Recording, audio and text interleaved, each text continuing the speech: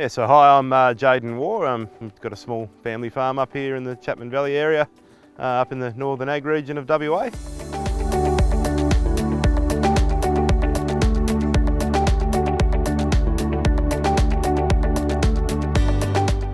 Crop around 2,000 or 2,200 hectares each year. 60% of that's normally to wheat, and then the remaining 40 is sort of split up between canola and lupins. Yeah, so when you start talking about green on green and having cameras and processes and stuff all over your boom, you automatically think, geez, this is pretty full on, But it's actually relatively simple once it's set, and it doesn't take much to set it up. If you can set up an iPhone or an auto sear screen, you'll have no worries of this. It's just get it cracking and off you go, really. Sit there and watch them fire. So the actual Weedetect setup compromises of 12 cameras across the boom, so one camera works on a 3-metre area in width, and then there's a processor next to each camera, then that all gets cabled back to a main screen in the cab that sort of looks after all the display options and all your settings and stuff like that. So as technical as it is, it's actually quite a simple hardware setup. When we got into the system, we sort of thought if it worked well for green on brown, then we'd be able to pay our system back that way. And knowing that green on green was evolving and still is evolving all the time with its algorithms and stuff, we didn't really have any idea what the savings would be. We were hoping there was going to be obviously significant ones, but being on sections, it was a bit of an uncertain sort of area, which is, yeah, proved out to be quite good. So we received the system. We actually had this one retrofitted by a local dealer, this system. Received it just after seeding in 2022. So we were able to do a bit of green on green last season with it. Did a little bit of green on brown throughout the summer, and this is our first full year of green on green with it.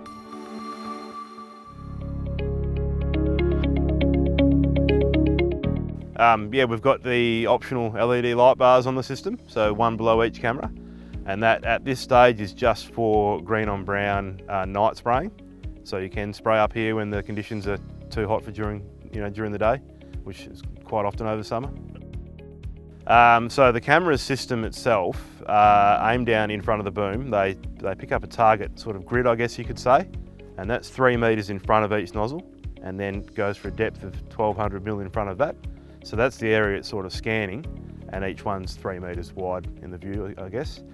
That's what it's scanning, and then it works out what to switch on from there.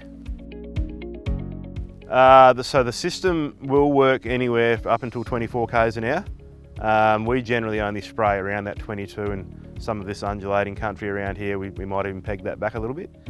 That's not necessarily to do with how quick the cameras can process the images. It's just, yeah, it's actually just a better ride really, and all works out a bit nicer for us. So we've got the Raven XRT height controller system on here. That's absolutely critical. I would say it's critical without the cameras, but even more so with the cameras. And we set our boom height at 700 mil, this one's calibrated for. So obviously, if you can imagine, if you don't have boom control and your wings are sort of waving around, or you're trying to manually manipulate them, it's very hard to keep them evenly hugging the ground, and that grid zone I was referring to sort of changes pretty dramatically, pretty quickly. So the in-cab display for Weedetect it's quite a big in-your-face sort of screen, and that's just the nature of the beast. It's got to have a lot of processing power to actually take all that information in real time and be able to trigger it when it needs to. But once it's set up and you're on spraying for the day, you very rarely touch it. I think in our situation, with the amount that we cover, it could take a period of sort of 4 to 5 years to pay off the initial investment. That's obviously going to vary grower to grower and how much they're doing. But in terms of, you look at the financial cost of it as well, but there's also the convenience factor. For example, one day last week I loaded up and sprayed 60 hectares over the whole day of actually applied chemical. But I filled up once, didn't have someone driving a nurse truck to me. Oh, we certainly don't regret going down this path, that's for sure. It's evolving all the time. It's quite exciting to be a part of with the guys that are involved with it. And I think if any grower is interested in it, you can contact Goldacres. I'm happy to speak to anyone who's got any questions if I can answer them. But yeah, I reckon jump on board, mate. It's got to be the way to go. If you can reduce your chemical applications, I think it's probably going to be a good thing in the long run, or it's definitely going to be a good thing in the long run.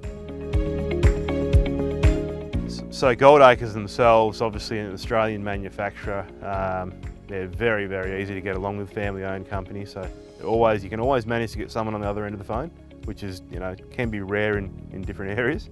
And Bilberry, they're fantastic. I can't say enough good things about them. They're driven. They're obviously a small company at the moment, but the experience of them so far has been fantastic.